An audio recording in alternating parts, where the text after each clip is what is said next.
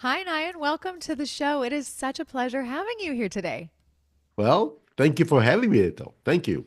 Absolutely. I'm very excited about this conversation. You and I were kind of chatting, and I think that there is such an overload of information regarding glutathione and sort of just everything surrounding it. So, as you told me earlier, I am really excited to sort of finally have a conversation where we can set the record straight with so much of the information. So, again, it is a pleasure, and I'm super excited.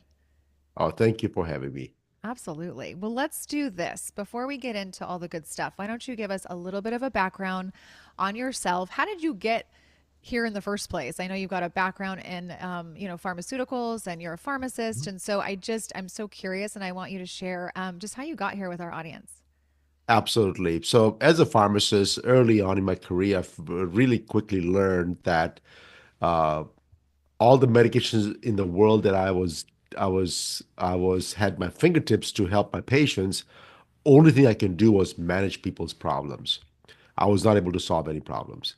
And I said, okay, this is not a fun place to be as a healthcare provider. I want to solve people's problems. And honestly, all we were doing is that, hey, let's get you to a place where you can take the medication for the rest of your life and don't have to worry about it.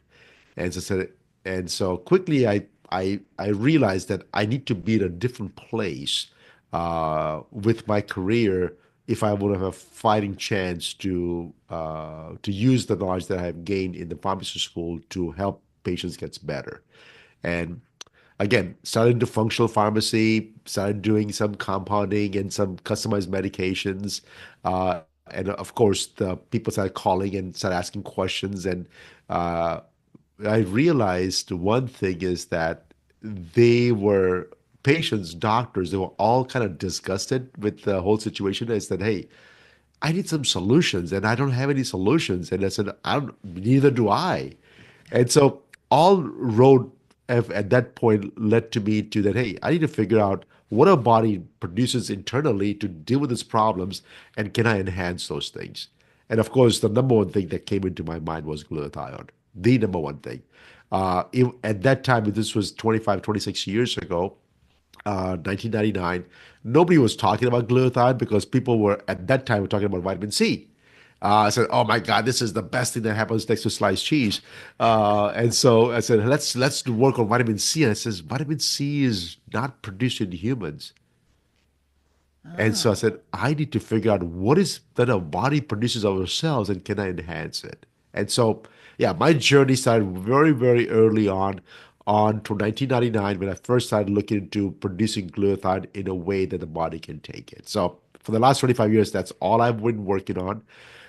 As a side project, my main work was still dealing with customers, dealing with patients, dealing with doctors, and helping them design drug therapies, drug plans.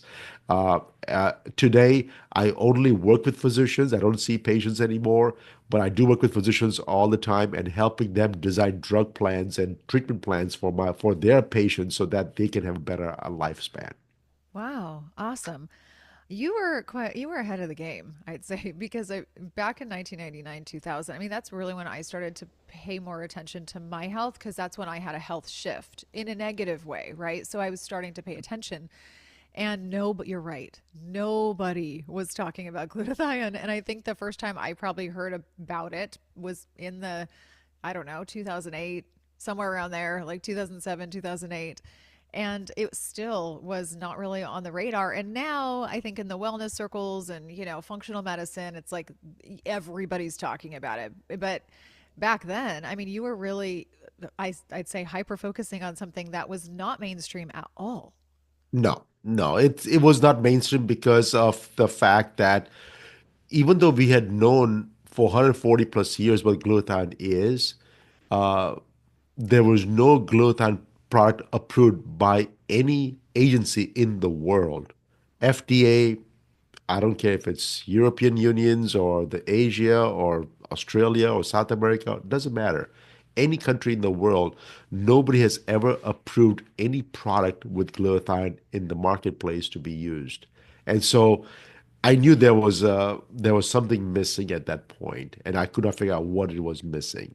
Yeah. Wow. Well, here you are. Yeah, I am today. Here you are. Awesome. So, let's do this. As you and I were kind of chatting about, I feel like there are a good crop of people that are already, they understand what it is. They know what glutathione is to a degree. They see it, they read about it, or they're on social media. They see practitioners talking about it. But I think there's going to be some people listening to this that maybe they've heard the term, or maybe they haven't heard the term, but they're just not really aware of what it is, what it does, and all of the the basic, I should say, 101 details about it. So let's kind of go through a little, like I said, little one-on-one. What is glutathione? People, like I said, people hear about it. Let's talk about the amino acids and how, just sort of the basics, I should say. Absolutely. So it's basically Get Smart 101. Perfect. The basic part about glutathione is that there are three amino acids, glycine, glutamine, and cysteine, coming together in a proper sequence into the smallest form of a peptide. That peptide is basically termed as glutathione. Now, not all peptides have a name, by the way. Some peptides are just called peptides and they don't have a name to it. But this particular one has a name called glutathione. And the reason is because this is the most abundant peptide produced by human body. And so the abundance by itself begs to figure out, okay, why does body produce so much? There has to be a reason for it, right? Body does not do anything without a reason. Our human machine is absolutely flawless, right? If you think there are flaws in the human body, we just haven't figured out what we do not know at this point, right? Right. And so the human body is very efficient, absolutely flawless. And if something is produced so much in the body, there has to be a purpose for it. And so, of course, the medical community has been researching glutathione for decades, and for a century plus, to try to figure out what it does, how it works, and things like that. So in the simplest form, it's a three amino acid chain peptide produced by human bodies in the most abundant way, and uh, and yeah, there is no way to improve those levels in the human body except for taking basic building blocks like amino acids. Gotcha. Yes. So, is this why, there's this sort of saying that floats around when you're talking about glutathione, or where people are talking about it in circles, that it's like the master antioxidant? Is it the master antioxidant for real? Or is that kind of like a buzzword? And yeah, I'm just going to stop there before I All go, right. before I go So on. let's talk about antioxidant properties. Yes. So glutathione has multiple properties. One of them is an antioxidant.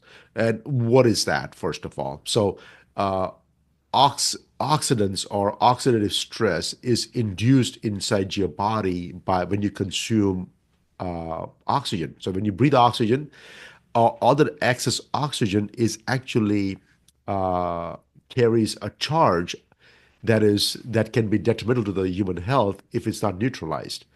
Uh, every second of your life, there's a chemical reaction happening inside the human body. And the byproducts of those chemical reactions are also those oxygen species. They're also charged that can damage the body if is not neutralized. Okay.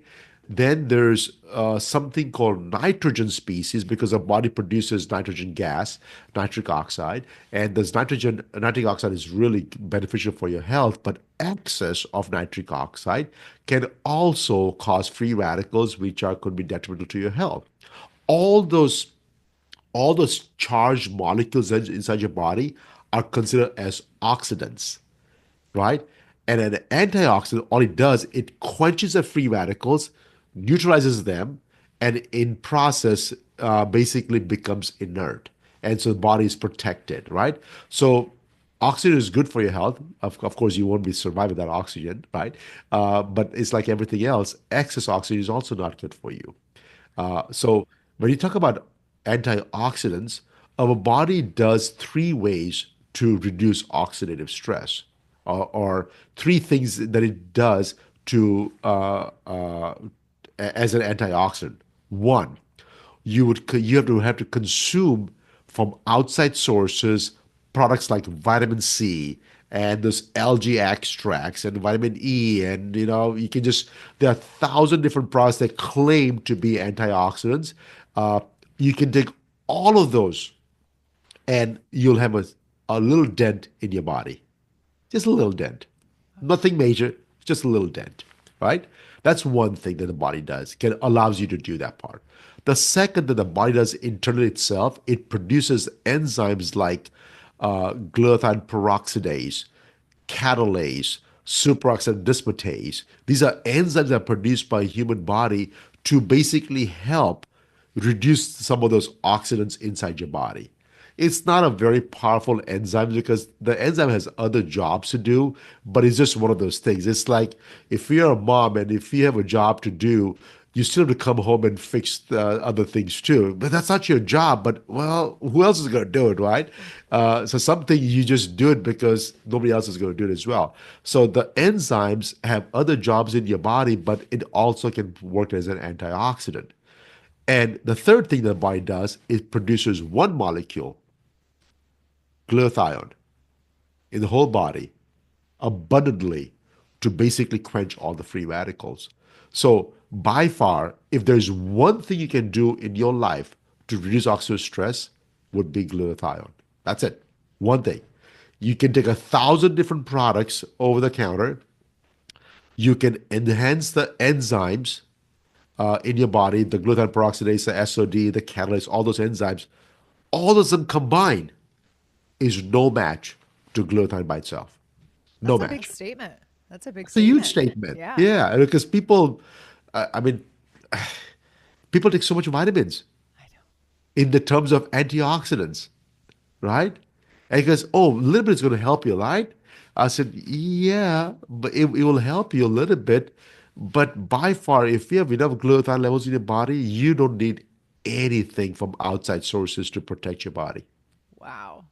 Wow. That is quite a big statement. And I feel as though most of us, including even me, right? Just someone who's been in this field for a long time, I don't necessarily have that mentality. I'm thinking about all of the other things or the fact that, and this is probably a good question, oh, the body seems like it's under a little bit of extra stress or there's extra pollution out there right now. I mean, you and I are in California right now. By the time this airs, it's probably going to be, it'll be weeks out, but the fires are currently going on. It's like, okay, let's take a little bit more, vitamin C. Let's take a little bit more of this. But you're saying that there's something else that we have to pay attention to besides that. Exactly. And unfortunately, my heart goes out for all the victims in the fire right now, especially the firefighters who are trying to Oh, save as much as possible.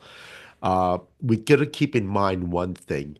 The firefighters that are fighting out the fires for us are actually properly masked, properly yes. gowned, and they're protecting themselves as much as possible. But the thousands and hundreds of thousands of people that are not wearing a mask today are inhaling the products of combustion, which is super, super toxic to the human body. And people don't even realize how toxic fire is to human body. The pollution that is created is going to have a long-lasting effects on human body for the next months, if not couple of years. And Wow. that's pretty profound, that we need to address them today. And you're right. You're right. People in adversity may get down to, oh, I need to take this products, but our body only produces one thing, which is glutathione, to help with an antioxidant. But what you asked me a question about the fires is actually increasing toxic chemicals inside your body. There's the second function of glutathione. The second function of glutathione is a master conjugator. That means it conjugates into the liver with all kinds of toxic chemicals, metabolites, heavy metals, products of combustions, all those things, and helps them get them water soluble, neutralizes them, make them bind to the fiber so either you can pee it out or you can poop it out. Regardless, it needs to be outside the human body. Wow. And I mean, last year, 2024. there was a big push in the California firefighter community to have access to glutathione, uh, and they were urging the California boards, including the governor's office, to make sure they have access to injectable form of glutathione. And when the petition was denied, that no, you'll still have access to it, but the way it's been produced is going to be completely governed by the State Board of California pharmacy boards. They were kind of disheartened a little bit that they're going to put some limits on the access to glutathione for these firefighters.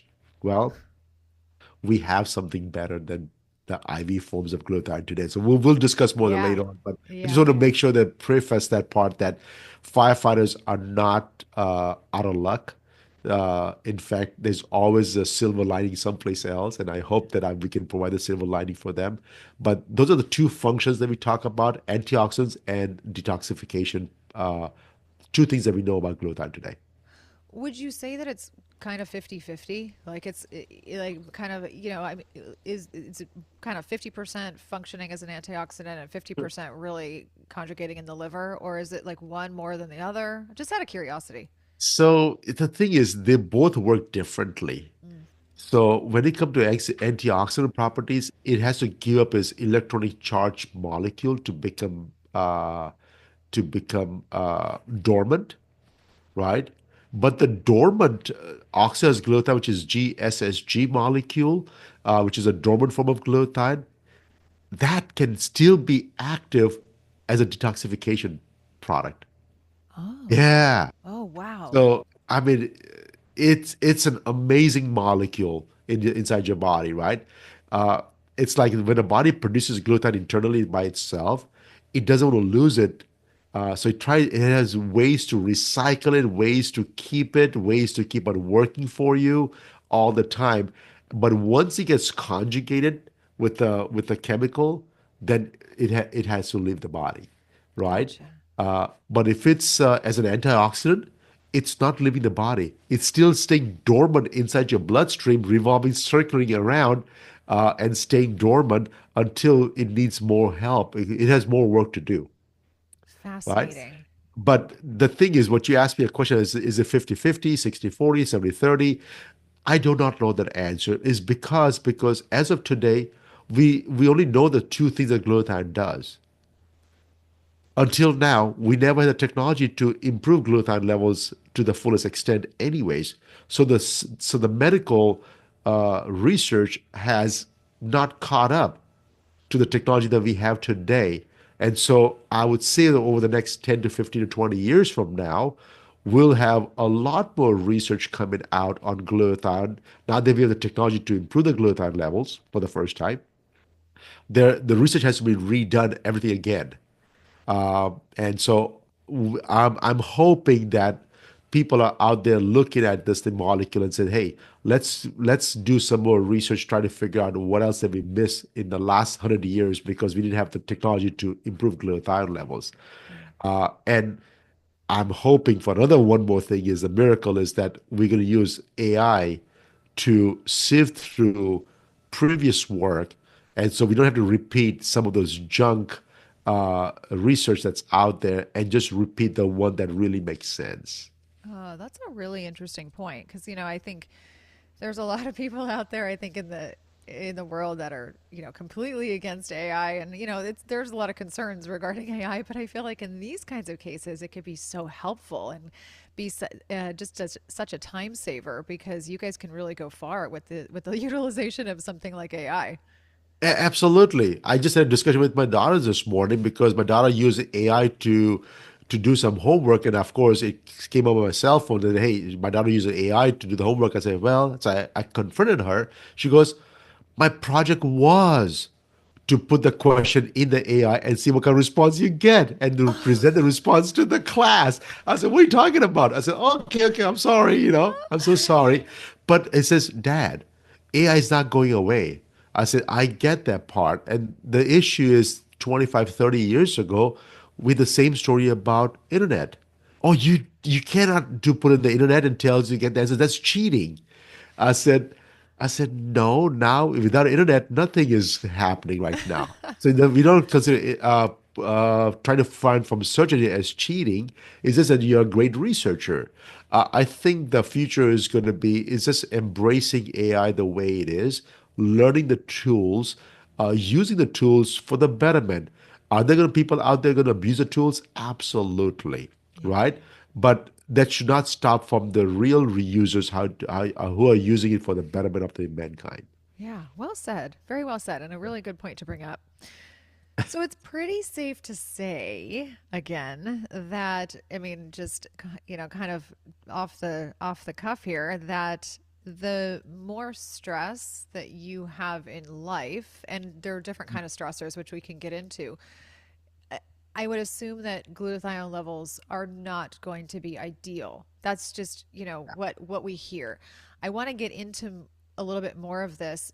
I guess two-part question. Number one, is there a way to know or measure where your glutathione levels are at? And then also, what's causing such a decrease and a drop in levels? And does age have something to do with it? Okay, so three-part question. First, yes, there is a blood test available to measure the glutathione levels. Uh, the ranges that have been assigned as a normal range is an arbitrary number based on the way they assign ranges is they Oh, take 1,000 people. Are you normal? Yes, I'm normal. Okay, great. What's your glutathione levels? That's a normal glutathione level. right. And so they have a range, right? And it's nothing wrong with it. So there's a range of between 500 to 1100 micromoles per liter is the levels of glutathione. And if you're about 900, you're fine, I would say. And in my personal history of testing patients with the glutathione levels, that's what we found out that anybody over the number of 900 plus, I should be okay. All right. So there is a blood test for that part. Does age have to do with anything? Oh, sorry. The second question was, uh, is the body under stress and and does it deplete glutathione levels? And the answer is yes. There are few things that we know for fact that depletes glutathione level. One is we knowingly consume alcohol in the name of fun, but alcohol depletes every ounce of glutathione that's in your body. Oof. That's the worst of all, right? I'm proud to say myself that I've given up alcohol completely. Even before I used to drink, I was probably had only had maybe one or two drinks a month, so it wasn't like I'm a heavy drinker to begin with. But even that, I said no. Why take a chance for 1 or 2 days out of the month when you know that it's not going to serve anything other than just giving you the buzz for the first couple of hours, and that's it. And Yeah. then depleted glutathione levels is going to bring so much disease in you over long term that it's not worth it, right? So I completely give up alcohol already. Uh, so pollution, chemical exposures, exposure to toxicities, knowingly putting lotions and beauty products on your face that are laced with some toxic chemicals. Of course, unless you're clean beauty, it's a whole different story. Uh, fires are big. Yes, we are dealing with fires in California, but the rest of the world, they still have fires inside the house. They have gas stove, they have fireplace in the house, they lit candles for fragrances, and most of the candles are paraffin or from petrolatoms or oil, right? You're literally burning gas in your home in the form of a candle. It smells good, so you feel like I'm doing something good for myself, but it's really not. So all the sparks of combustion is actually increasing toxicity in your body that your body has to make enough glutathione to neutralize that part. And the third question you asked me is that as we age, our levels of glutathione, does it decrease, increase, stay same? What's going on? And as I'll tell you, until the last day on this planet for every human being, your body has the ability to produce enough glutathione. So Oh. the question then becomes is that what does it need to produce glutathione, and can I make sure it has it for the rest of my life so that I'm not dependent on any products whatsoever, right? So uh, first thing it needs is the three amino acids. glycine, glutamine, and cysteine. Those three amino acids are not the top eight essential amino acids that our body needs. They're not part of the top eight, anyways. So these are not even essential amino acids. These are just the regular amino acids that you can find from your diet. Out of those three, the hardest one to see in your diet is cysteine. So again, use your favorite AI robot. Ask the question. I said, please give me cysteine-rich foods, and you're gonna get your choices of vegan, vegetarians, omnivores, carnivores. I don't care what diet plan you have. I have learned the question not to answer is what diet plan is good for you because it's worse than religion. And so Very I'm true. not going to tell you what diet plan is ideal for you. All I'm telling you is that put in your first search engine box, system rich foods, and pick something and eat those foods on a daily basis, right? That's one thing. Three amino acids. Second thing is that your body has the ability to produce two enzymes to conjugate those amino acids. Those enzymes are pretty much abundant inside the human body, so you should not have to worry about it unless you develop some gene mutations or gene snips at the later age of your life, and that can affect the enzymes production. And in that case, yes, you may need some replacement. The third thing it needs is two molecules of ATP, which is the energy source for mitochondria. Uh, yes, you may think that as I start getting older, my energy last level is decreasing, decreasing, decreasing. But I'm telling you, I'm 53 today, uh, and not today per se, but right now I'm 53. I have more energy today than I was at 40, Wow, that's right? saying something. And Yeah. so, yes, you can have more energy. You can increase the number of mitochondria inside your body. Yes, you can produce more ATP, but if it does not do that part, then yeah, you may need some supplementation. And of course, one molecule of NAD for electron transfer. NAD is tightly regulated inside the human body.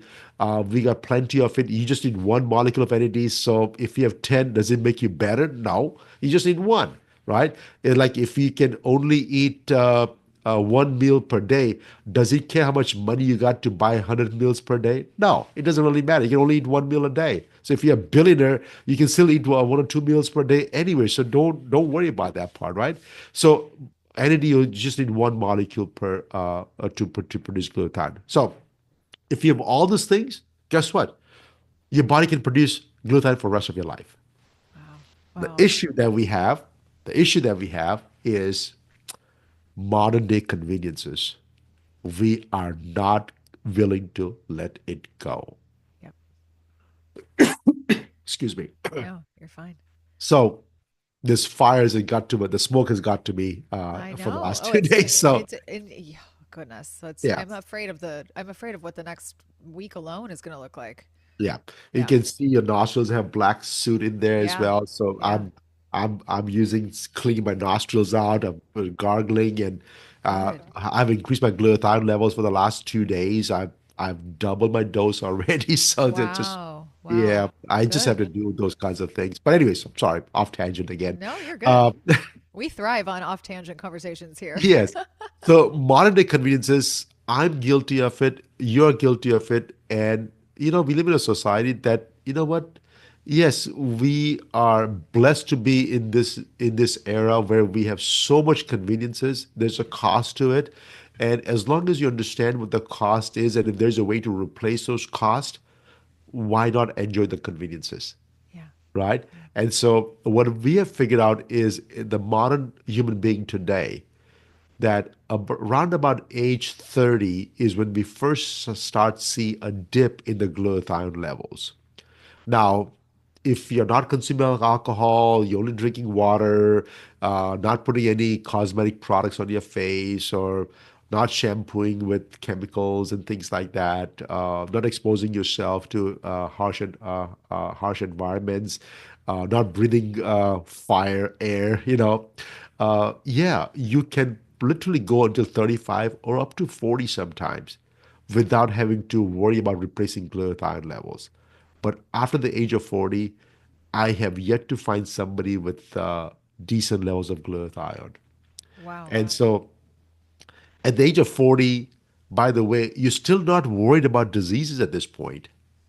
You know why? Because now that your glutathione levels have decreased for the first time, it's going to take you a few years to develop into oxidative stress increasing high enough to develop into early onset some diseases, right? Like I just found out from somebody from one of my family member, oh, I am pre-diabetic. I said, no, you're not pre-diabetic, you're diabetic. The reason they tell you pre-diabetes is because they don't want to pay for all the expenses it's going to incur because if they label diabetes, the insurance company is going to has to spend so much money on you to keep you alive. But over the years, I have seen this person misbehave in terms of the diet, in terms of enjoying life, right? Uh, and now they're paying the price of it today. Yeah. Yeah. There's still a chance for her to reverse it. There's still a chance. But once you become diabetic, there's no chance, right? I can get you back to normal, but as soon as the conditions are not in your favor, you're back to diabetes again. Within a couple of days, not a couple of years. Within a couple of days, you're back to diabetes again. And so my urge to everybody is that yes, let's not wait until you're 50 or 55 when your oxidative stress has already engulfed you into some diseases. Let's start off at the age of 40. Hey, better yet, if you know for a fact that you are you're not the best human being, and you're the judge of it. I'm not judging anybody. Uh, then start at the age of 30. Under 30, I would suggest not to take glutathione supplementations to still work on creating better habits for yourself and make sure that you're trying to live a healthier lifestyle. Yeah, there's wow, lots of thoughts that I have. There was a lot, and that was good. Couple things. The first thing I want to say is that it's interesting because you said a lot of people are not worried about disease, between the ages of say 30 and 45 or 30 and whatever. And I think you're right in terms of like maybe like the broad perspective, but it's interesting because when you just me, right? Just being involved in I guess health for so long and it's all the talk it's all the talk and everybody's under 50, like not everybody but significantly under 50, and there are a lot of people that have been seeing signs of autoimmunity specifically, right? Autoimmunity, different I should say diseases, and I say that in quotes, which is really related back to what you're talking about, which is toxicity.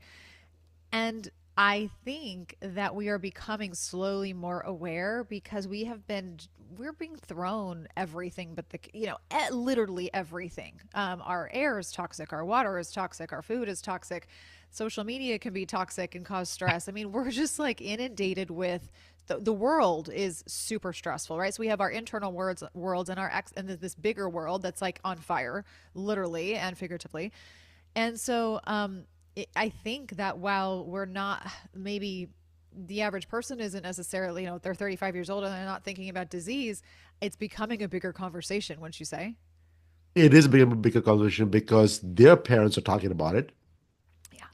The social media is talking about it. Yep. They're seeing the environment. What we are seeing patients having diseases, end-stage diseases in the 20s. Oh, yeah. I Yeah. have kids. I have kids with type 2 diabetes in the 20s, which is self-induced, right? From unhealthy lifestyle. And so what do you do with these kinds of people? I do need to figure out that the more we educate people, the best that's the only chance we have because there are no pills, there's no drugs, there's nothing in the world that's going to save these people Yeah. other than education. Yeah, which is why we're doing what we're doing, right? I mean, and That's why you're doing what you're doing is because, and people, and I say this all the time, I sound like a broken record. Okay, you guys, I'm sorry because you hear me always say this, but we are here doing our best, and you especially. I'm just sort of the bridge over here, giving people the information that they need, and then it's up to them. It's up to everybody to do to do what they want with the information, it's responsibility. It's radical responsibility that you've got to take for your own life because you can hear the information and acknowledge it all day long, but if you don't apply it, then what's the purpose of it, right? You're gonna hear it and do nothing about it. And so I think that, these lifestyle changes and things that can be done, especially at an earlier time, why wait till the house is on fire? And I keep using fire. I think it's just because the fires are on my mind, but why wait till the house is on fire? Why not, like, make sure that all you've got everything dialed in first? Why do we have to wait until it quote unquote breaks down? Like, let's do maintenance and prevention on our body first. Why wait until things are, up in smoke? That is true, Vanessa. But there's another thing from the consumer point of view. There's so much noise. Yeah. There's so much people giving them advice on what they should be doing, what they should not be doing, that they get kind of, you know what? Until I hear from a trusted person, I don't believe you what you're gonna say, right? And that's unfortunate. That is absolutely unfortunate, because there's so much good information that's out there that goes on the wayside because there's people have lost trust in information that has been provided to them. We are in the information revolution age, but we have more information than ever before in our life. And so people are getting information fatigued. Uh, and Mm. and so hopefully what we are doing over here today is dealing with one product, one thing, glutathione, and see if we can cut through all the noise, cut through every single thing that's out there, and tell them exactly what it is. If Yeah. I can get that message across today, uh, I think we can start working with like this on one by one each and every molecule. Yeah, yeah. Well said. Well said. Before we move on, and I want to ask, I have a couple other questions about stressors, but I do want to say that I think it was important, and I'm glad that you brought up alcohol. And I know that that's a really hard one for people. And there's no judgment attached to the statement I'm about to make, but I think that it's grossly underestimated. And I have this conversation a lot with family and friends. I just think it is society has done, and the powers that be, or whatever, however we want to say it, has done such a fantastic job of normalizing something that is so detrimental to our health. And, I think that when someone hears, like, oh, well, everything in moderation is fine or whatever. Like, for me, at this point I roll my eyes at that because I think that's a cop out statement. And I think something like alcohol, I think when we are properly educated for real on the effects of it and what it's doing, and just in this case alone, we're talking about glutathione and how it can be like such a mass contributor to the decreasing of this molecule in the body. I think it's just really important that we get straight about how toxic it really is, because we could talk about all these other toxins and they are important, but alcohol by far is, I think it's just, it supersedes so many of them. It does, and it took me a long time to come to a conclusion where I was telling everybody that alcohol is really bad for you, and they asked me, "Do you drink alcohol?" I said, well, I'm not saying that I do drink once in a while alcohol, and then last year I decided, you know what? No, Yeah. no. You know what? I need to practice what I preach. And if I'm telling alcohol is bad for you, then I need to take step number one myself and say that, hey, I don't drink alcohol anymore. And I did take the step myself, and I hope I never get back to that. But I realized very quickly that, and keep in mind, I went through summer, I went through Thanksgiving, I went through Christmas, I went through New Year's with friends and family and everybody, and it was extremely difficult explain to people, and it's like I was being forced to drink Uh-huh. every step of the way. And I quickly realized that it's not that the alcohol, people do not know the alcohol is bad for you, but what they have done is they have customs around social gatherings and meeting people, and they have events around drinking. Yeah. And that's a big deal for people because if you don't stop that part, then you're going to be sucked right back into that whole situation. Yeah. And I remember this part because my first large account, so keep in mind, in 1990, when I first started making glutathione, We made the first liposome technology product of glutathione that did not work for my patients. But long story short, I made the first product, did not work. So quickly in 2001, I started making intravenous form of glutathione, IV form of glutathione. So if you think about the IV bars that's all over the world that talks about glutathione, we were one of the very first few pharmacies in the world that were making intravenous form of glutathione for IV therapies.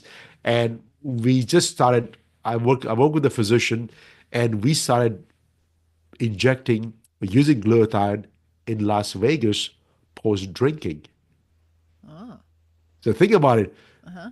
25 years ago, when you were going to Vegas, had a night out, you order your IV drip, you're passed out, right? And boom, you just wake up. All we were doing was injecting glutathione in people's. It's a very short-lived. It only just lasts you 15 to 20 minutes, but that was enough for people to kind of wake up, Wow. right? And I thought, oh my God, I cannot stop people from drinking, so I'm just going to give them enough glutathione. And I mean, I made a fortune doing that, unfortunately. Thank God I used the money wisely and invested 100% back into my research and development of this new technology product. Uh, but yeah, yes, alcohol I knew from long time ago was bad. We did use glutathione intravenous to combat that situation. But today I said, no, please, it's easier not to drink. Yeah. Yeah. You said something really important, and I'll tie it up with this. You said something, or I should say, really, I just hope that you guys are going to catch this too. Is, he said something about customs. Like there's a customary sort of social aspect when it comes to alcohol, or if you're going out to dinner with friends, if you don't have that glass of wine with your dinner, then somehow it's not going to be as enjoyable. That is a programmed. It's a very programmed like situation that we've sort of all been under the spell, I feel like, about that, because it's the only toxin out there. We don't think about this like with cigarettes. It's the only toxin out there where you kind of have to justify why you're not using it if you're not using it, which is so interesting, right? Because it's not like you're like, well, why aren't you smoking those cigarettes? I mean, like everyone else is doing it. Like you don't hear people saying that, but with alcohol, it's just we've justified why it's acceptable and normal. And and again, like I'm sitting from a position where I'm not 100% alcohol free. I'm like you, where I've had a cocktail once every 2 months, or I went through, like yourself, I went through all holidays without it as well. And that was no problem for me. I mean, it's not a big deal. But yeah, I just feel like it's really interesting how society has, from a very early stage, I think, in this is not just new. I mean, we're talking like, even 100 years ago, where things were just, oh, it's just normal, it's just the normal thing. I mean, come on. When in reality, I think that there's just this whole other story that's the truth, and people don't. I think it's hard to accept. I think it shatters somewhat of the reality that they want to believe, and and when you are faced with the truth about certain things, that's hard, because then you got to be faced with, okay, so now what? I got to change my lifestyle, you mean? And that's, people don't want to do that. Yeah. And better yet, or worse yet, are you going to change your friend circles? Yeah. Ooh, that's even harder. Yeah. What Yeah. one thing you cannot change is your family. Right. Well, or maybe you can. I have no idea.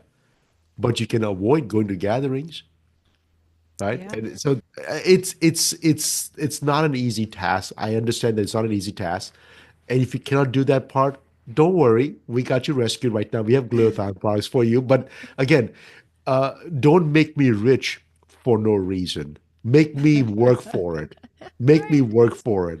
Change your habits, and then I'll work harder for you, right? Yeah. If you don't change your habits, it's an easy slam dunk sale for me. That's And that's so not the true. That's so true. And you know what, too? If you are someone who's struggling, or you have inflammation in the body, or you are concerned with something, I mean, that would be even more of a reason to assess this part of your lifestyle if it is a part of your lifestyle. It's almost like a no-brainer at this point, It right? is. Like, if it's something, if you're already dealing with where, like a condition, or you have, a situation where you've got higher levels of inflammation, or, maybe you have a problem with, I don't know, just arthritis, or heart disease, or whatever it is. I mean, that would be a really great thing to implement, right? Like that you can only make it, it can't hurt you. It can only make you healthier. It does. And you said something earlier about autoimmunity. 100 years ago, we had very few autoimmune conditions. Uh-huh. Today, we have over 100 autoimmune conditions. It is crazy how much autoimmunity we have. And what is autoimmunity? That means your own immune system cannot recognize what you have. Yeah. And it says your own immune system is attacking your own body, right? It's like your own military of the United States is killing its own citizens. It doesn't work. Yeah, it's that's what autoimmune disease is, right? And so glutathione, we did a study, a human trial over in California, uh, and we gave glutathione for 3 days. And what we found out was in 3 days, uh, they build up the immune system to a point where they were able to get rid of mycobacterium infection. Mycobacterium infection is an opportunity infection secondary to HIV, or there's no cure for it as of today, and so it's a big concern. And we did a study for 3 days, and we showed uh, reasonably that it increases all the immune markers, the interleukin 2, the interleukin 12, the interferon gamma, the TNF alpha, all those immune cytokines markers were increased to the point that it reduced the mycobacterium infection in your blood. And so, yes, we can improve immunity by glutathione, and it's not that it's a product that's doing it. It's your own body's natural production of glutathione that's doing all this work, and that's the way I look at it, right? And so, if you're dealing with autoimmune conditions, yes, you need to activate your immune system to figure out where things are. Hopefully, if we can conjugate and get rid of the problem, the glutathione can aid in that process. If it's oxidative stress issue, it can neutralize the oxidative stress issue. Regardless of what the problem is, you got to give the body the chance to deal with it, Yeah. right? Instead, what we do, I'm a pharmacist, you know me, I know all my drugs. We have all the drugs to what reduce your immune response. Yep. So you take this shot, yeah, you'll get rid of all your blotches on your skin, but you can get tuberculosis, HIV, death. Whoa, whoa, wait a second. You just say like as if it's like it's okay to die from this product. No, God, no, right? And so uh, glutathione has been like instrumental when you're dealing with your own immune problems, right? Yeah. You got to have that Yeah, body. yeah, yeah. Uh, And it goes back to what you said at the beginning of this discussion, which is that we are not flawed. So just because the body is having an issue, and like you said, attacking its own military, that's not a mistake. That's not something that's the body is doing exactly what it needs to be doing to keep you afloat and alive. And I think that that's like the rhetoric out there. Oh, I have this, and my body hates me, and it's attacking itself. No, actually, it loves you, and it wants to keep you alive, and is doing whatever it can to get yep, you to the next day. And so, and it's craving the right environment. It's telling you and giving you warning signs. It's giving you, symptoms, and symptoms are messengers, and messengers are incredibly important. The body's yep, doing exactly what it's supposed to be doing, to your point. that's right. One thing the body does not do well is over time, it may have some gene mutations, Mm. exposure to cosmic rays, exposure to toxic chemicals.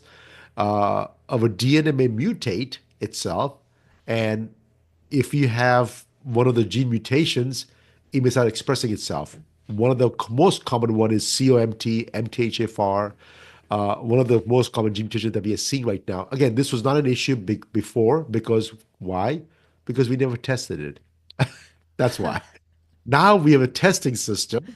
we can test it, and all of a sudden we are finding out that, oh my God, there's a lot of people have this gene mutation. And just because you have a mutation of a particular gene doesn't mean that you're expressing it. So you can go dormant for your whole life. For example, my aunt has a gene for breast cancer. She doesn't have breast cancer at this point, but she has the genes for it. That means, guess what? If the conditions are right, she will develop breast cancer. But it's up to us to keep the conditions not in the favor of the gene, so that way you never get breast cancer whatsoever. So the gene SNPs, the gene mutations are being tested right now. And if you have those gene mutations, guess what? Oh my God. You got to be very careful on doing everything right so that you don't get the gene expression. Because once you get the gene expression, there is no turning back, Yeah. right? And so I work with physicians over here in Los Angeles and across the country as well. Then we test for people with all these genes, and we try to figure out. I said, hey, if we have the gene mutations, if it's not expressed yet, hey, let's make sure that your glutathione reserves are optimized, especially when you have MTHFR, COMTs, GSTM, GSTP, all these gene mutations. Your glutathione levels is to be optimized so that you keep your load, the toxic load, as bare minimum. Because when the load increases, boom, now the body starts proliferating, expressing those gene mutations. And when that expression happens, all it does is it brings in all the diseases in your body. Yeah. And Yeah. so it is very critical that, yes, you do the test. Don't think that the test is telling me that I have this problem. Just tell that you could have this problem if you don't behave yourself, right? If you start behaving yourself and if you stay within the means, then you're fine, right? It's like if you have an allergy to milk, then don't drink milk. If you do decide to drink milk, when you decide to have inflammation, you decide to have autoimmune diseases, that's not because you were not told or you do not know about it. You just choose to ignore it. Yep. Yeah. I'm glad that you brought up MTHFR because I know that there are people that are really concerned about that gene mutation and how it relates to not only their life and other things that it can affect, but also, can you just say a word about it in terms of the liver and methylation, just for people who don't quite understand how it's connected and how it's connected to glutathione? Absolutely. So methylation is the way to detoxify your liver for all the toxic chemicals. So methyl groups or the methyl donors comes from your diet. The best way to get those is from cruciferous vegetables. That's the best way to get it in there, right? So eating 3 servings a day is a bare minimum. I eat every day 3 servings a day of cruciferous vegetables. I always have that. And because that provides enough methyl groups to your body to help you conjugate and detoxify toxic chemicals outside your liver. So if you have a gene mutation where you cannot methylate it, all of a sudden, guess what? You are not able to detoxify your body. In fact, some of the vitamins that you take also needs to be activated by methyl groups to make it work for you. For example, folic acid. Folic acid has to be methylated to make it methyl tetrahydrofolate to become active. If it's not there, folic acid by itself is dormant inside the human body. It's not active at all until it's been activated. Pyridoxine, B6, right? P5P is pyridoxine 5-phosphate, is a methylated form of the pyridoxines. Riboflavins, all the B vitamins are similar to those kinds of things. So methylation is a big component. And again, just because you have the gene mutation for MTHFR does not mean you have the expression of it. So just be careful.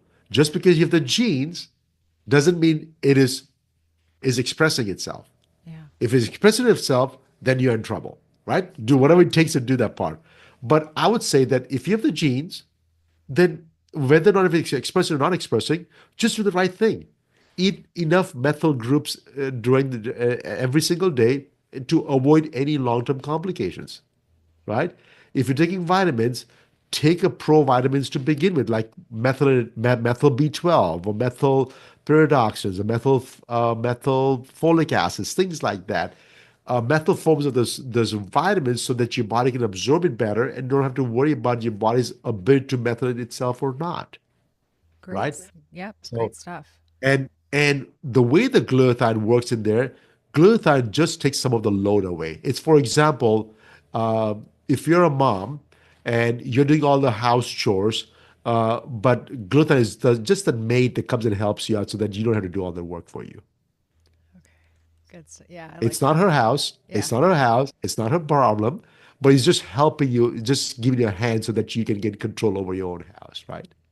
Yeah, I like that. I like that analogy. And it makes a lot of sense. What Yeah. this is, I don't know if this is a silly question or not. I hope not. What about people who have an issue with sulfur? I mean, like say they have an issue with eating cruciferous vegetables, or things are not agreeing with them to that in that way. What then?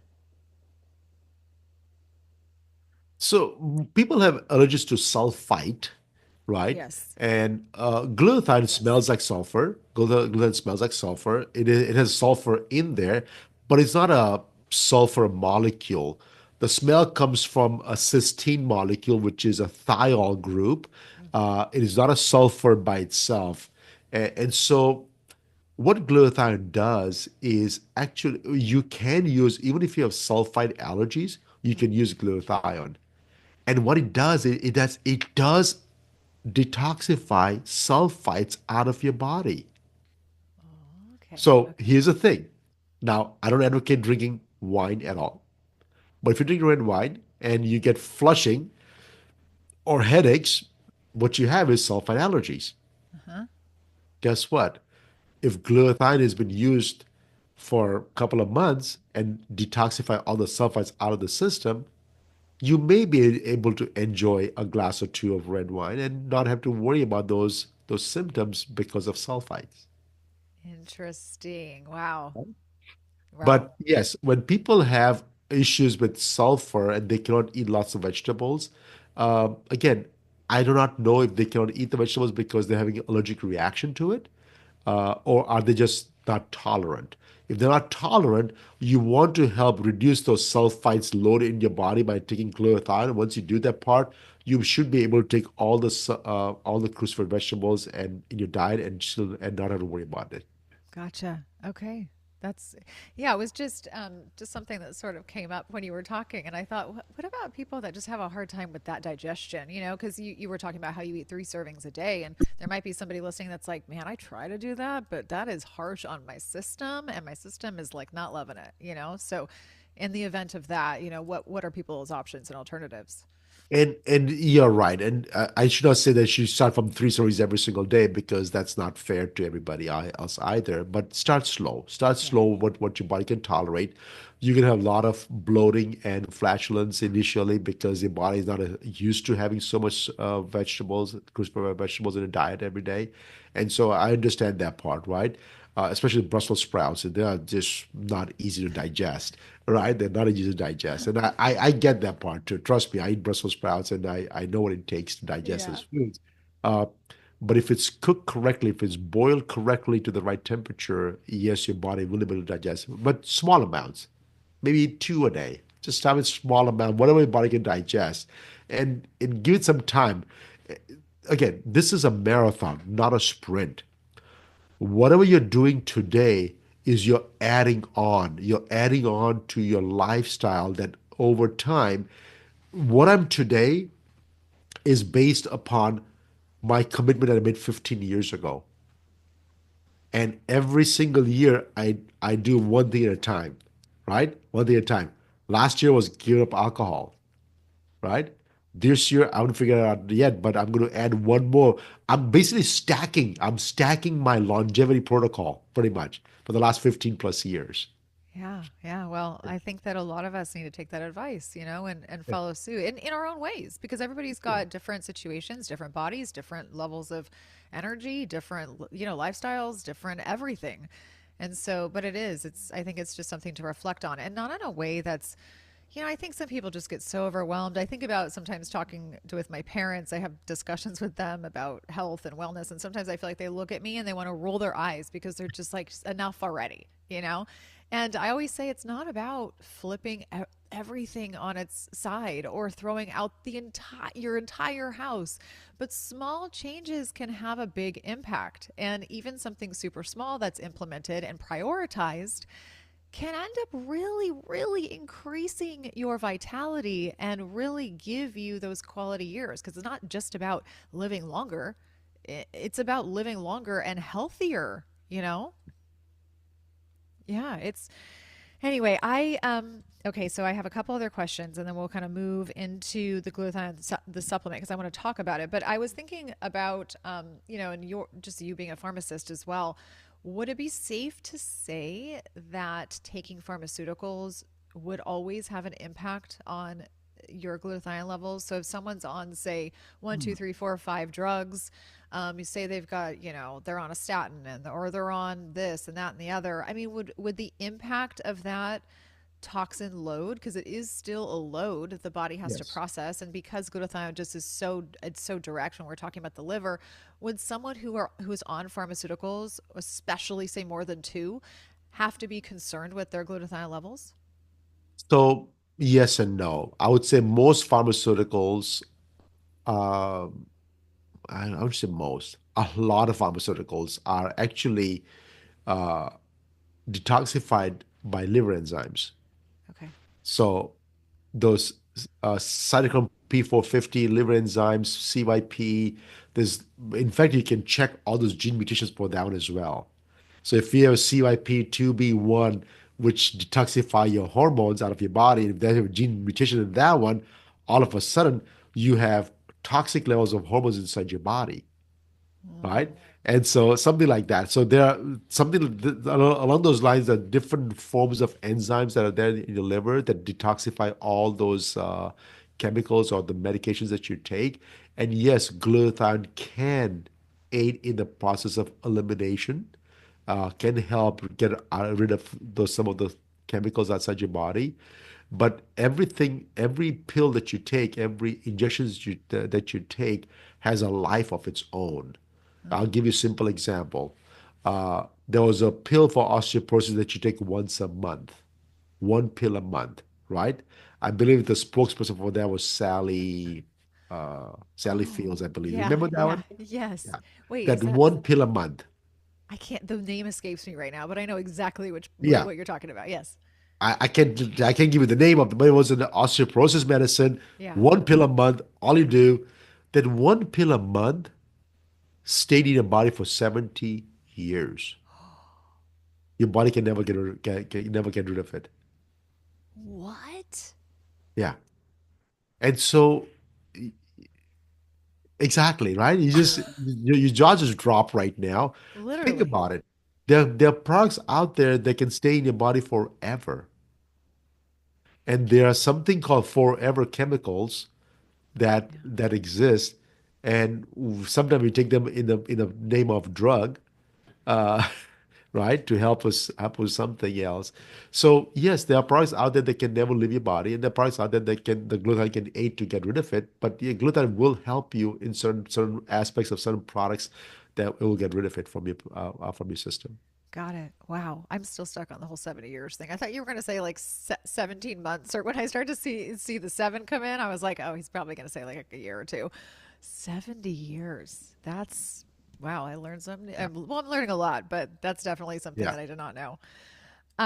What The about half-life, if you look at the half-life of that product is 14 years, and you multiply that by five, that's how long it stays inside your body. I That's just what it is. can't. I just can't. I It's mean, just literally, I mean, for those who, a lot of people will probably listen to it versus watch. My jaw literally did drop. I mean, I feel like you can see my tonsils. I did not see that coming. Wow. Um, okay. What about selenium rich foods and how, I guess I should start with the question for those who want to learn a little bit more. How does selenium come into play here, and what can people do? How can they use, say, selenium rich foods to help their levels? so selenium is a catalyst, and catalyst means that it helps speeds up the reaction of producing glutathione inside your body. So if you don't have if you have zero selenium, your body can still produce glutathione at the pace it was designed to produce. With the help of selenium, it produces faster, Faster. right? So the best product that I take that I recommend everybody to take is Brazil nuts. 4 Brazil nuts per day gives you roughly about 75 to 100 micrograms of selenium. But with that, you also get glutathione peroxidase enzymes Oh, and the substrates to produce glutathione. By far, Brazil nuts is the only product that has everything in there that I think to help enhance your glutathione levels. wow. But you cannot take more than 4 per day. I was just going to say that. I was going to say you can actually take too many. You can actually eat too Oh yeah. many. Yeah. Yeah, there's something to be said about taking too much selenium. Yeah, so I usually don't recommend supplement supplementations a whole lot. Mm. I tell them to eat Brazil nuts. I tell them to the body will produce enough glutathione. If you are reducing your load from the other side by reducing exposure to the toxicities that's in the environment, the body can respond and produce on its own, no problem whatsoever. Wow. Wow. Yeah. Oh, it's amazing, isn't it? I mean, Yeah. and I've mentioned this several times on the show before, but it's like the more that I learn, the more I just am so fascinated by what the body's capable of and also just how much I don't know, right? Like it's just endless in terms of how our bodies are so uniquely and divinely designed that when they're given the right thing, it's just endless. Like our bodies just Goodness. do what they're supposed to do and heal, you know? So, Vanessa, you're going to ask me a story about the body's healing capacity at the end of this event. So, I'm going to share a story with you. Okay, I'm gonna note it down. So just so yeah, please don't let me forget that. Let's get into a little bit about the supplementation. Sure. Because as I was telling you, even before we started recording, I feel like there's so much information out there about what's best, like how to, if someone is going, well, let's start here. If someone is interested in glutathione supplementation, what should they be looking for, how, in terms of administering it, like, Huh? first of all, and you're gonna have I know a lot to say about, I think you were speaking to intravenous um, Glutathione. earlier. Yep. Huh? And also, like, why would it not be, or you can answer this more specifically, but why would it not be for everybody? Which I think we've touched on too. But if someone just like, well, screw the foods, like let's just go straight to the supplementation way, that might not be ideal. Let's start there. Sure. So, let's talk about everything that you can do to improve glutathione levels. First of all, of course, is your diet, right? If you have enough of the cysteine-rich foods in your diet with some selenium as a catalyst to produce glutathione, that there's your one option. Okay. And I would suggest that everybody should have that option on board until the day they die, Yeah. right? Because your body needs glutathione until the last breath on this planet. So please do not stop eating the right fruits and vegetables that needs to produce enough glutathione. Second part, the noise. And the noise is pretty loud, right? They're going you're going to see people, oh, this thing improves glutathione level. This thing can increase the glutathione level to 400%, 20%, 30%, 100%, doesn't matter what it is, right? Every secretagogue that's out there in the marketplace today, each and every one of them, they are actually depending on your body's ability to produce glutathione, right? If you use a stimulant to program your body to produce glutathione, I would remind you that if you're a mom or a dad, how long before you tell your kids to do the laundry, they'll shut you up and never do it again? It won't be too long before they'll tune you out and say, I'm not going to listen to you anymore. I know what I'm doing. I'll do whatever I want to do. Right? So the secretagogues are actually not an answer to producing glutathione levels at all in our human body. It works initially, but long term, the body will get sick and tired of getting the same message over and over again, and it basically tries to tune it out. Mm. All right. Third thing the body does, it's the supplementation wise, is the body you can take building blocks like cysteine capsules. You can buy those amino acids. You can buy the amino acid capsules and take those amino acids, and the body will try to produce glutathione from it. And actually, FDA has approved N-acetylcysteine as a drug to produce glutathione levels. And 2025 is still used today in the hospitals. It's still used today in the hospitals.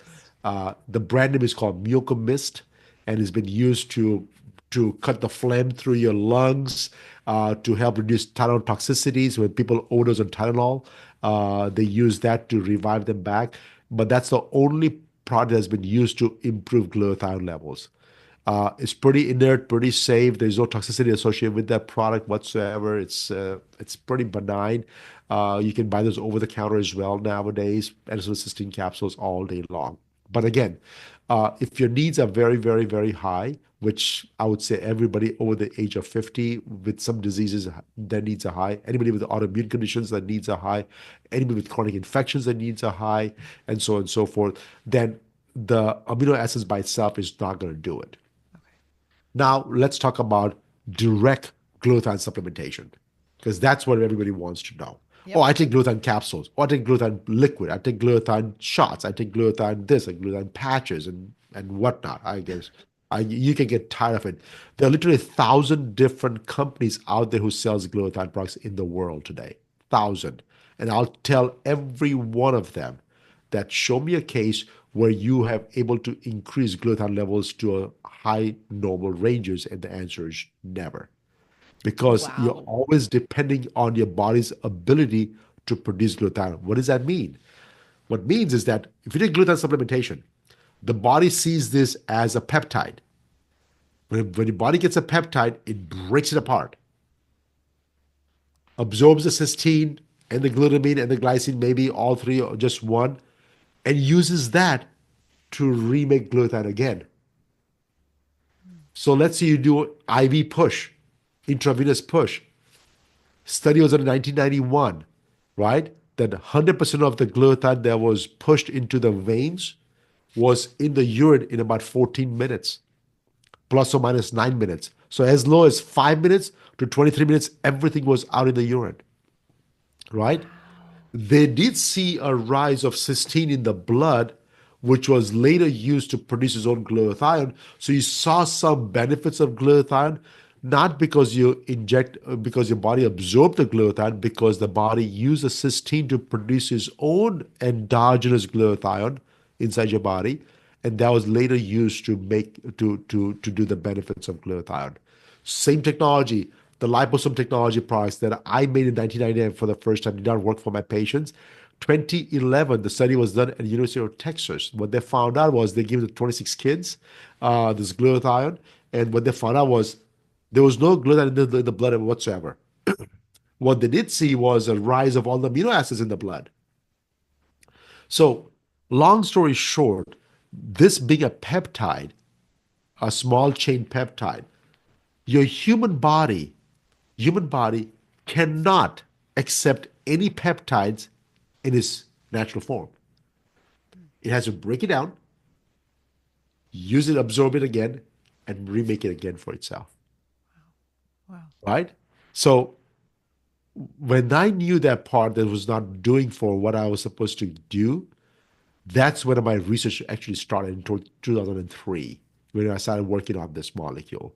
I said, there has to be a better way to disguise to get the glutathione inside the body, because I know this is good for you. I just had to figure out how to get it into the body. And so at that time, there was a sugar technology that was existing. Sugar is something that your body can accept it as is. Uh, my goal was to take the sugar molecule and put inside the glutathione inside. So like you eating the M&Ms, you don't need M&Ms for peanuts, do you? You need M&Ms for chocolate. But if there's a peanut inside, I was, oh God, all right? Why do you put peanuts inside? Oh, come on, it's just a chocolate. But what I did was the sugar molecules, I put the glutathione inside. So when the body accepted the sugar molecule, inside was the glutathione. But by the time the glutathione, they find that out, is already inside your cells. It's imagine that I give you money and you say, no, no, no, I don't want money. Just give me a job. If you give me a job, I can make my own money. But somehow, mysteriously, the money got into your pocket. In the pocket, oh yeah, I can use it right now, right? So instead of body taking the glutathione, I said, no, no, don't give me glutathione. I can make my own glutathione. Just don't give it to me, right? I can make my own stuff. I disguise it into a sugar molecule, get inside the cells, and inside the cells, oh, I have extra glutathione. What am I supposed to do with that? So that's our technology. We earlier when we first developed that technology, we got 7 patents approved on this one. As of 2 weeks ago, we just got our eighth patent just got approved as well. It's all around compositions, delivery of the molecule through your skin, and so on and so forth. So yeah, so now we have this technology for the very first time that can actually deliver glutathione to your body, which is better than any other part in the world. Now, just make sure people realize that. And you can throw anything at me. You can throw intravenous form of glutathione. You can throw liposome technology. You can throw me some patches and whatnot. I don't care what you throw at me. The topical version is going to be powerful, gets you more glutathione levels than any other product in the world. Wow. Wow. Well, I have heard good things about it. I mean, and you and I were kind of chatting before, and you were on a friend of mine's podcast, Matt Blackburn, and he was saying about how he and I were talking about it, and he said that he definitely saw the most impact of your transdermal glutathione than any other supplement that he had used, and he experiments. He is somebody that is not afraid to try different things. Uh-huh. So for him to say that was a big statement. You know. Well, again, this was discovered in 2007, and very early on, I saw the power of glutathione in front of my eyes, and my jaw dropped at that time. I was in my mid 30s, you know, 30s, you kind of a little cocky and immature. I'm talking about guys, okay, not about girls. I'm talking about guys. Guys mature at the age of 55, which I have 4 years to go. I'm hoping that part, by the way. I'm not sure. I think Uh, you're I think you're there. I think you're there, my friend. but when I first discovered it, I thought I hit a jackpot, right? Because this is amazing. This is the powerful. This everything was done. I quickly realized that no, I have more work to do because if this is so powerful, I look at the literature. There's nothing in the literature that supports what I'm about to release to the market. I said, "Gosh, I need to work on this thing." So quickly, I stopped. I just sell the product to the public. I called doctors' friends. I said, "Hey, we have this glutathione molecule. It's done." I said, "Why? Why are you wasting your time? Just give me the IV stuff." I said, "No, no, doc, this is better than that." Because, oh no, I don't believe you. So I had a hard time, but I had a few believer. So I started working with them, and I worked for about 13 more years, 14 more years uh, on the molecule and try to figure everything out. How much to give, how often to give, how long can I give it to you? Am I going to get some side effects? Am I going to get some benefits? How soon can I get some benefits from it? What kind of benefits am I going to see? Oh my God. I had endless questions for myself, right? And so 2020 pandemic comes around. I said, "Oh my God, I need to release this product now." So I do a soft launch, right? I do a soft launch because the world was in turmoil. They needed this product to build up the immune system. So I launched it on 2020 as a soft launch. And of course, people were flocking in from all over the world to get this product from us at that time. So I feel good that people were using the product. But that year, I got so much data coming to me that in one year, that it surpassed the data I received in the previous 13 years. Wow. So then 2021, I launched the product to the public. I said, now is the time. I think the public is ready to have this product. It was still not a good time because the whole world was shut down. There was nothing going on. Podcasters were emerging from the woodworks. Everybody was coming out. People were not ready to go to Zoom yet. People were doing Zoom meetings, but not really yet. And there was all these things that were going on. I didn't care. So I launched the product to the public for the first time.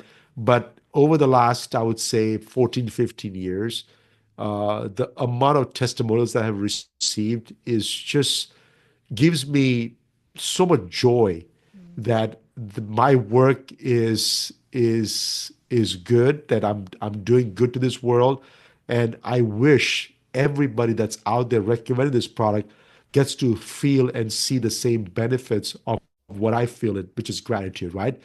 If somebody says, "Hey, Vanessa, thanks for recommending this product to me. This changed my life." I mean, the feeling you get about giving somebody a health and Oh, wellness is just instrumental. So that's what I want everybody to have that same feelings. that's awesome. That's awesome. And there's I think that we're all called, right? We're all called. We all have some sort of a purpose, and it seems obviously that you're fulfilling yours. And I would agree, with that. Just kind of tasting that myself in a different kind of a way. It's like when someone says, oh my gosh, like you maybe it'll happen today. Like you had this guest on and he said something that really impacted my life. It's like I'm just a little tiny guy, right? I'm just a little bridge over here, just like, yeah, yes, he was amazing. But just that feeling alone, like being able to be just a small part of it, a small part of somebody's change, it's just such a blessing. It's such a blessing to be able to experience that. So I love that. In terms of dosing, I just have a couple questions. So you're spraying this on your skin. What would be like the norm? I hate to say normal because people Yep. are different, right? But if someone was going to come up to you and say, okay, the average person, if they're going to be using this transdermal spray, like, how would they use it? What would be normal for them? So what we have found out is this is again for adults. I have a different dosing for kids as well, but for Okay. adults mainly.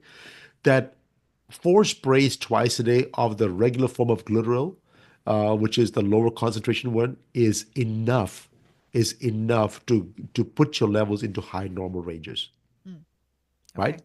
Now, uh, I also have the plus version, which is a stronger version of the glutathione, and I'll tell you right now, less is more. Mm, All right. okay. If you have too much money that you don't know what to do with it, uh, help somebody out. But if you've done that as well and wants to spend more money, then you can buy the plus version. It's not going to do anything more than that, what the regular glitter will do for you. But if you have a condition that warrants higher concentration because your needs are extremely, extremely high, then yes, the plus version will make sense for you temporarily for maybe 3 months to about a year or so time. But after that, everybody, the maintenance drug, the maintenance product is going to be the glycerol 4 sprays twice a day. Now, the 4 sprays will give you approximately between 90 to 110 milligrams, which is a small amount, but don't compare that to any other forms of products in the marketplace today because none are actually getting absorbed into the body. None.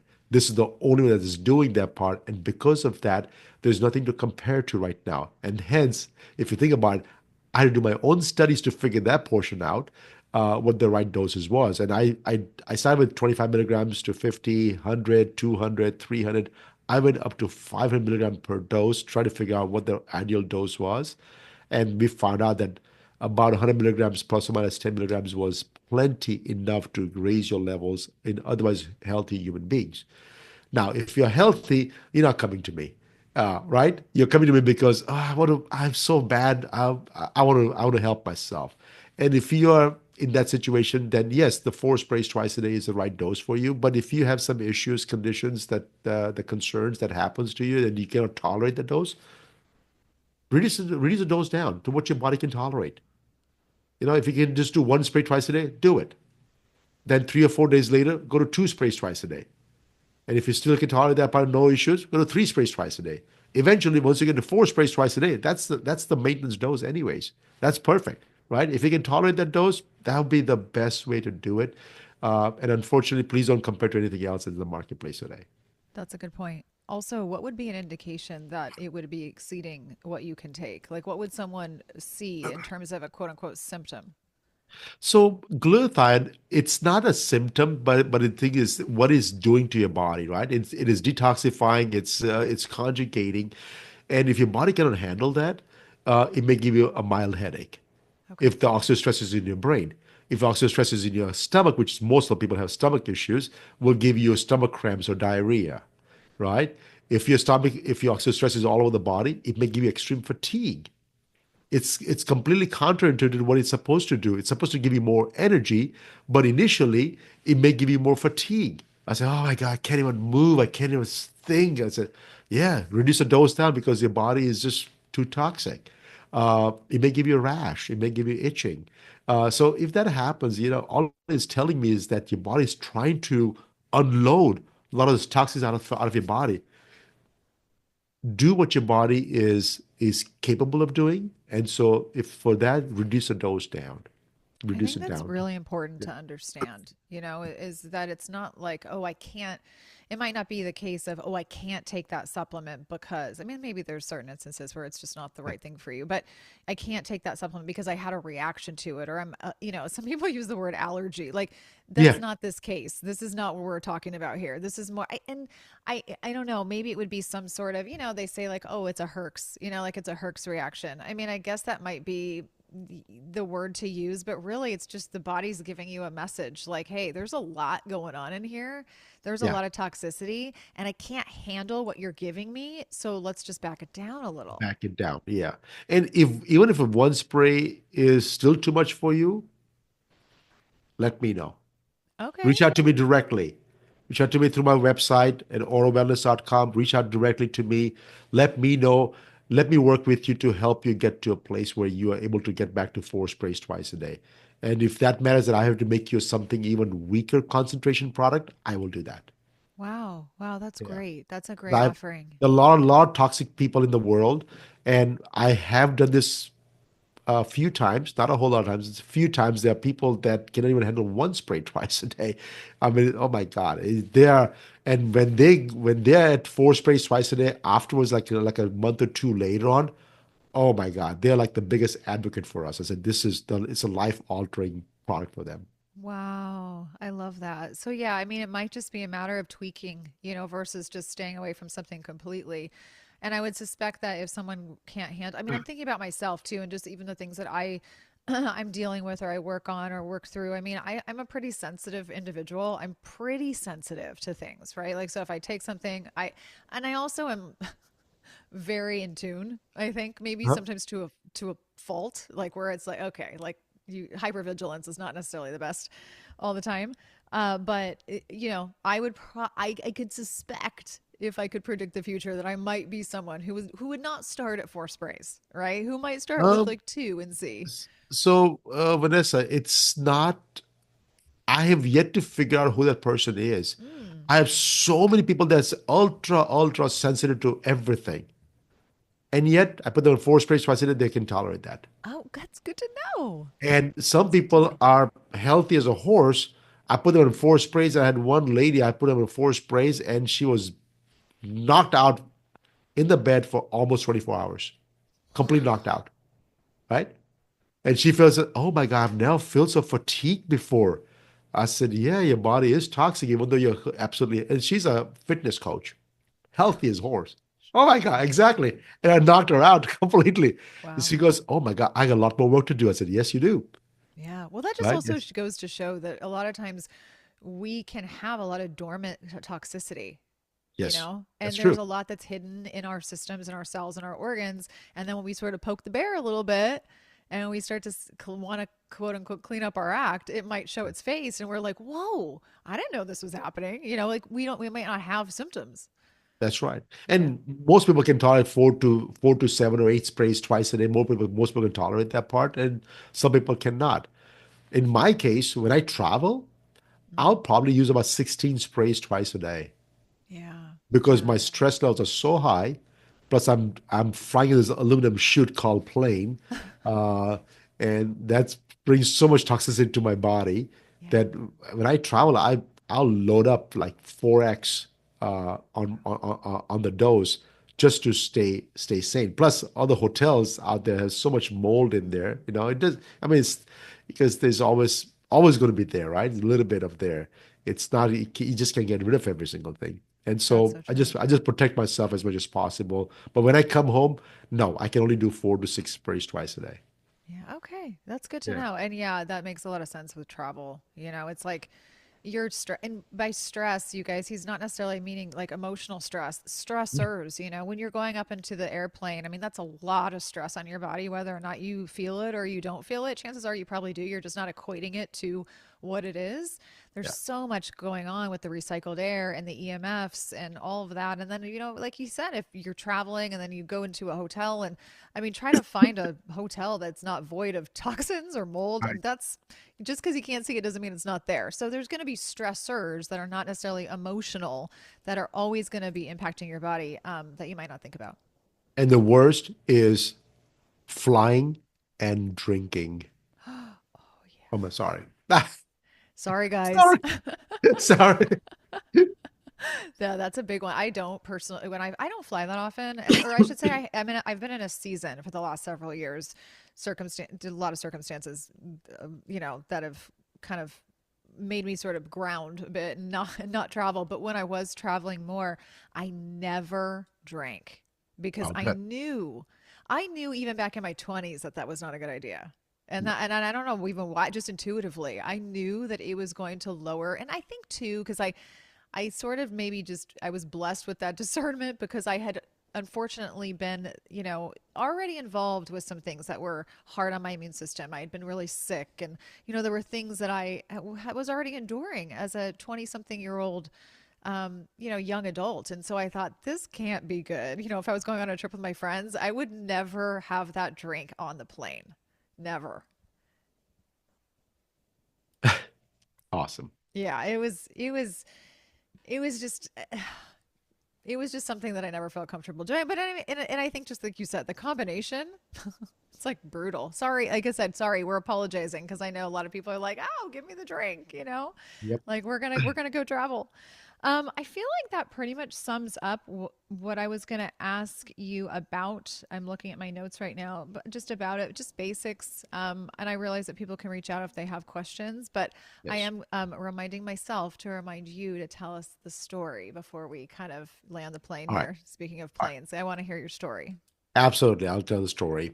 Before I tell the story, just make sure if you have any questions, reach out to me through my website at aurowellness.com, AURO wellness.com. The emails will come to me. If you're addressed to me, it will come to me directly from my team, and I'll be more than happy to answer questions you have. Subscribe to the newsletter. If I do spend time and energy on educating my people, so I want to make sure that everybody is well educated. So, Perfect. Perfect. with that, I want to share a story about my dad because this is something that I want you to feel and get an idea that there's a possibility that your body can actually heal at any age. At the age of 78, my dad was diagnosed with a mild infarction. His artery was completely blocked, 99% blocked. He had diabetes for almost 35, 40 years. He had arthritis for 35, 40 years, blood pressure issues, shortness of breath started developing over time. And so he started looking at his heart was getting weakened. And so when we did an angio, he says, oh my God, he's completely blocked. I don't know how the hell he survived. So they put a stent in there, opened up the arteries, stayed in the hospital for about a day and a half, and uh, and came home with a list of medications that he refuses to take. Right? Everything was on that list from statin drugs to blood thinners to whatnot. Everything. I said, Dad, you gotta take some blood thinners at least, otherwise you get clot over there. Okay, fine, I'll take some blood thinners for about 2, 3 months. After that, I'm not taking that either. You gotta do something for me. And so about that time is when we discovered the glutathione. Oh, And so he was my patient number one to start using it daily, every single day. By age of 82, which was 4 years later, I was still doing my work and I was giving him the products and whatnot, and all those things were happening. And then 4 years later, I uh, he stayed with my brother, so I was visiting him one day. He was enjoying his sweets and food and carbs. I said, Dad, what the hell? I said, you're diabetic. He said, no, no, no, my sugar's fine. I said, what do you mean the sugar's fine? Yeah, my sugar's fine. I can eat on whatever I want to eat, and now my sugar level doesn't increase anymore. I said, wait a second. I said, okay. So I didn't, of course, I was not happy about that part. So I went to his medical records and tried to find out his blood test. And over the last 2 years, his his diabetes has been under control. His levels were like the normals between 5.7 and below. His levels have been 5.4 and below the whole time. And I asked my brother's wife, I said, what is he eating? I said, oh, he eats anything and everything nowadays. I said, I don't know what the hell is wrong with him, but he likes his sweets and he wants to eat sweets all the time because he's been deprived of eating sweets all these ages. Mm. I said, Dad, you got to walk, because your diabetes. I said, oh, no, no, I walk plenty. Look at my, I gave him an iPhone. So look at my phone. He walks 6 miles per day every day. I said, wait a second. What's going on? Right? I said, yeah, baby, I've been walking almost, I just walk with my friends and I have two groups of friends. I walk with them every day. I said, that's almost 6 miles every single day. I said, yeah, I mean, there's nothing else to do, so I just walk, right? So he was walking, he was enjoying life and all those things. And then in the meantime, of course, he loves to go to India. He loves to go to Africa. I'm from Africa. I was born and raised in Africa. So we have a house in Africa as well. So he likes to go to Africa. He likes to go to India. So I said, I want to go over there. He says, Dad, I said, okay, well, whatever. He's single. My mom passed away 25 years ago. So he was single. So I said, I'm just going to go. He goes there, enjoys life, comes back in 3 or 4 months later, comes back home. And he's been doing that for a while. And then the next day he comes to me. I said, you know what? I'm having this. I walk a little wonky because of this arthritis in my knees. And I've been walking a little wonky over here. So I need to figure out, can I do some knee replacements done? I said, Dad, you're 83, 84 now. I said, yeah, let the doctor say no. I said, okay, okay. So took him to the doctor. The doctor goes, yeah, I mean, oh my God, your knees are like completely deformed. How the hell can you even walk? I said, yeah, he walks about 6 miles per day. I said, oh man, that's incredible if he can walk. But here's no pain, right? Wow. And so the doctor ordered knee replacement, and he suggested one knee at a time. And my dad goes, "Oh no, if I'm going to do both the knees at the same time because I'll never come back again. The pain is so much that I'll never come back again, right?" And so he somehow convinced the physician to do both the knees at the same time. The doctor was not willing to do that part, but he said, "Just do it. Come on. Well, you tell me what to do, and I'll exercise right now. I'll be ready for the surgery." So he ordered him bicycles 30 minutes per day to build his quads because when the surgery happens, the muscles are just going to disintegrate and he's just be feeling lousy. Very hard time to recover. So he started bicycling every day for 30 minutes just to get his legs stronger. Anyway, so surgery got done. 36 hours after the surgery, he was home walking. Oh my 36 hours, gosh. a day and a half later, right? Both knees. Painful, but Yeah. he was walking, right? Yeah. Because they make Certainly. you walk in the first 24 hours right away. Right. But usually they keep him for 2, 3 days and then release him. 36 hours later, they released him, right? They call him Superman. In the hospital, all the nurses call him Superman. Oh. Anyways, the doctor says that you won't be able to travel for about 5 to 6 months, so just take it easy and all those things, and just keep on exercising. You have PT coming to your home every day, so just keep on doing all the work. And literally 3.5 months later, he was traveling again in India. India, he was feeling great. Started traveling, started walking, started doing everything he wanted to do. Now he was 84. So fast forward to 89 last year. He was traveling the world. He was enjoying life. He has this fountain of youth in him, Mm. right? He travels everywhere in the world. He was doing great. He went to the beach in India, eating some street food over there. Of course, got a stomach bug because of that, right? Got diarrhea, got some lightheadedness. The next morning in the shower, he just boom, fell down, broke his skull completely. Uh, and of course, they rushed him to the hospital. He called his help right away. He rushed him to the hospital right away. And he calls and said, Dad, don't worry about it. I'm fine. I can talk. I can see. Everything is fine. No worries whatsoever. I have a very good friend of mine, a neurosurgeon out of over here out of Pittsburgh. I called him up. I found out that he was the president of the Neurosurgeon Society. I said, "Oh, where's your dad?" I said, "He's in India." I said, "Oh, what hospital?" Within 2 hours, there was somebody visiting in India my dad from here within 2 hours. I mean, he made it happen. I don't know how the Whoa. heck he made it happen.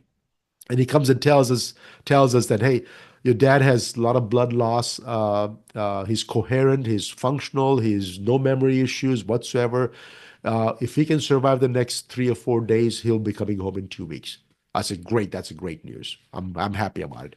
So the dad calls us right away, FaceTimes us, as he talks to all the brothers, everybody else. Says, "Hey, I'm doing good. Don't worry about it. Don't sweat it. I'll be back. I'll be back next week." Right?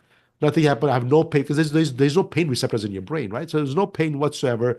Talks to everybody, puts the phone down, goes to sleep, never wakes up again What? at the age of 89.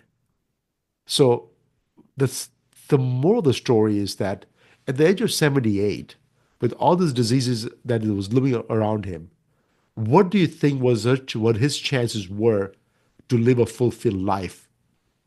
Mm. And the last 9 years, 10 years, 11 years, whatever he had left, he had the best life He had the that best he had, life.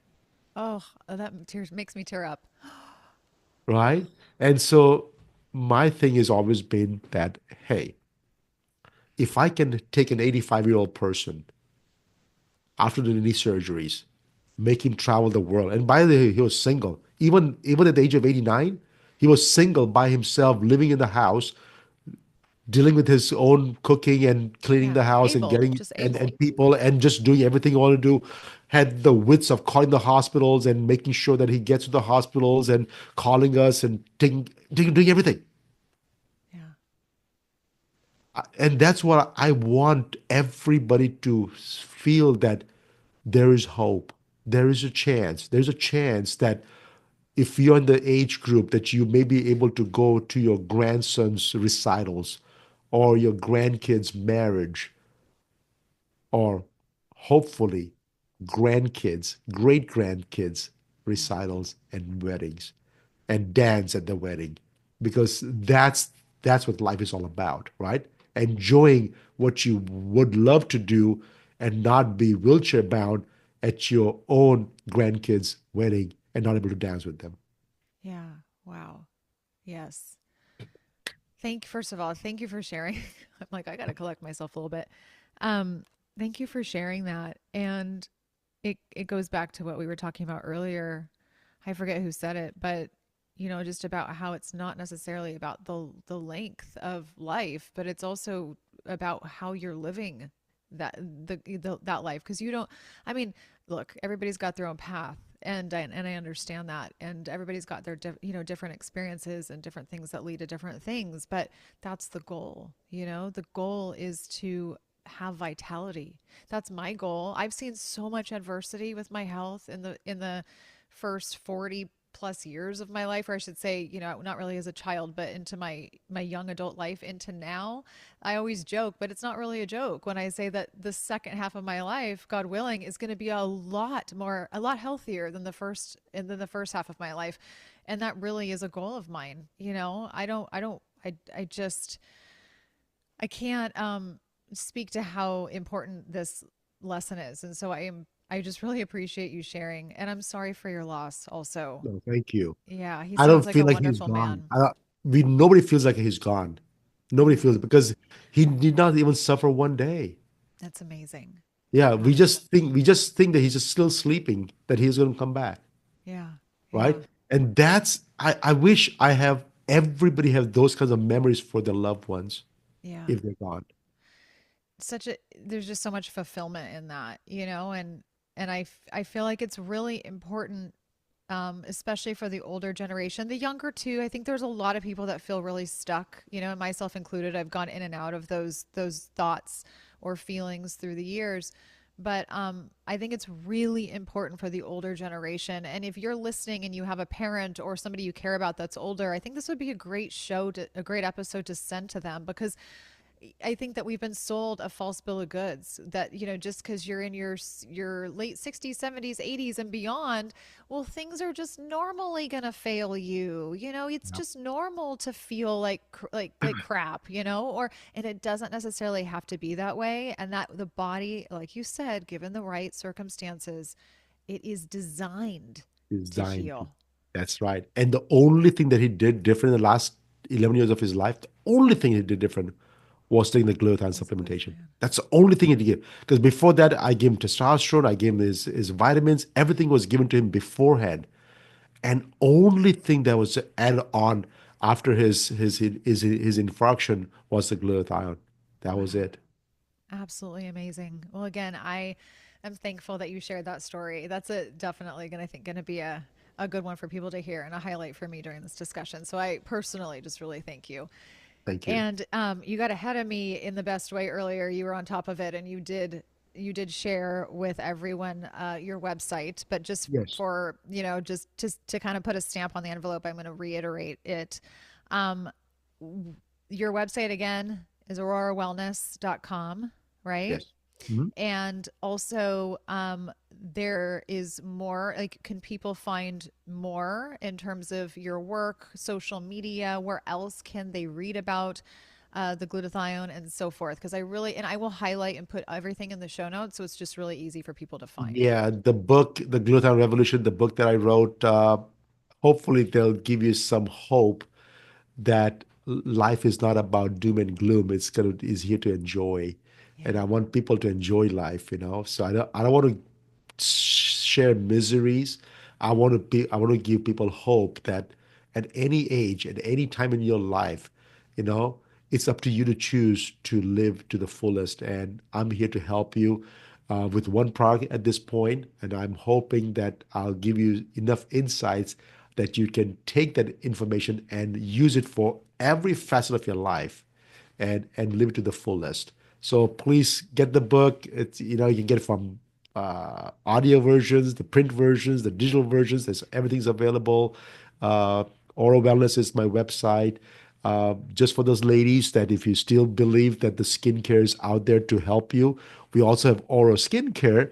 Use the same exact technology, and we have developed a whole skincare line that hopefully is going to change the whole beauty industry once and for all, and Ooh. hoping to give them something that is more more powerful, better than ever before, because skin is your largest organ, and I want to make sure that skin is taken care of it as well. So we have an oral skincare as well. But anyways, that's also my handles.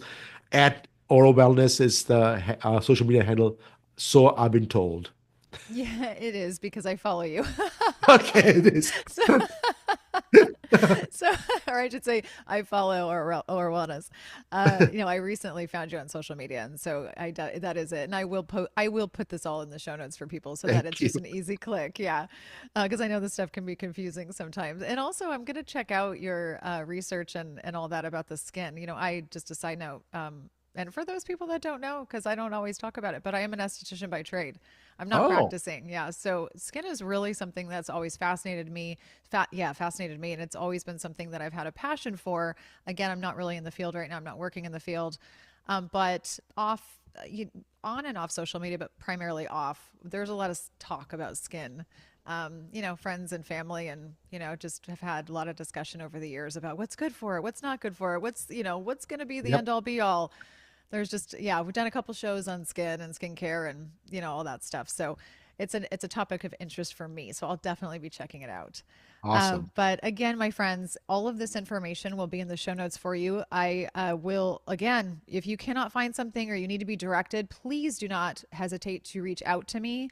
I do have people reach out to me on social media, specifically on Instagram or TikTok, about where to find things. I will always do my best to answer. And again, you can always reach out to Nayan as well, because he's more than willing and, obviously very passionate about what he's doing. And he really is trying to make a difference in a genuine way. So you can reach out to either one of us. And again, all of this will be listed in the show notes. It has been such a pleasure. Thank you for this conversation. Thank you for such a fun and educational discussion. I've learned a grip during this talk. Absolutely. But thank you for taking the time. It's really been amazing. Thank you. You're very, very welcome. Okay, you guys, I hope that you have a blessed day, and I will see you on the next episode. Take care.